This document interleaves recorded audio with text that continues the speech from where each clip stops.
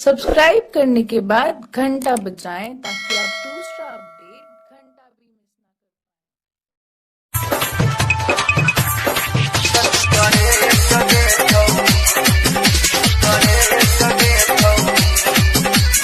Music by DJ Umesh बदनिया से सुखीपुर बाजार प्रस्तुति मिलैला किया तू नहीं आबै छा के डेट दे छौरी।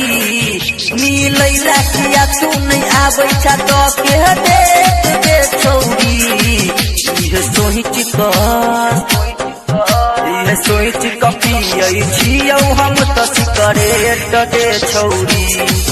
इहे सोच पियै छियौ हम त सिगरेट दे छौरी।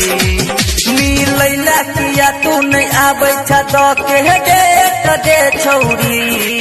मिलैला किया तू नहीं आबै छा के डेट दे छौरी। इहे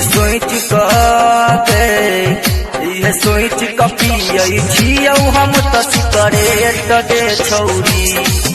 इहे सोच पियै छियौ हम त सिगरेट दे छौरी। अभी आप सुन रहे हैं बदनिया से मानू जी की शानदार प्रस्तुति।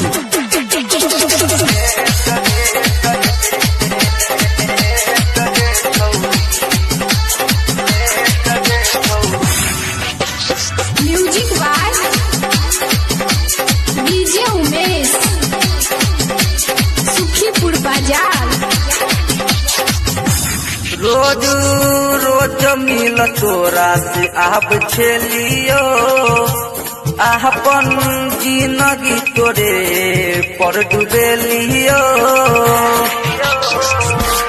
रोज रोज मिल तोरा से आब छेलियो अपन जिंदगी तोरे पर डुबेलियो। फोन कर छियौ त बताबौ हरदम बेस्ट दे छौरी।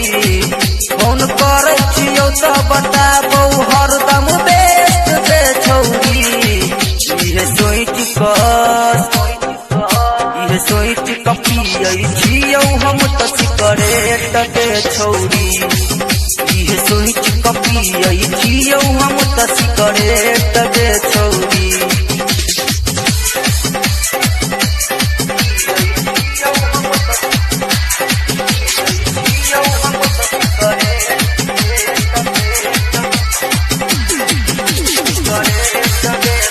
Music by DJ Umesh Sukhipur Bazar. हमरा संगे तू केला बेवफाई। राइटर बैजनाथ के गेला भुलाई। हमरा संगे तू केला बेवफाई। गायक लक्ष्मी नारायण के गेला भुलाई। पवन सचिन श्याम से केला से दे छौरी। रंजीत चंदन सोनू से केला से दे छौरी। इहे सोच पियै छियौ हम त सिगरेट दे छौरी। इहे सोच पियै छियौ हम त सिगरेट दे छौरी। मिलैला किया तू नहीं आबै छा के डेट दे छौरी।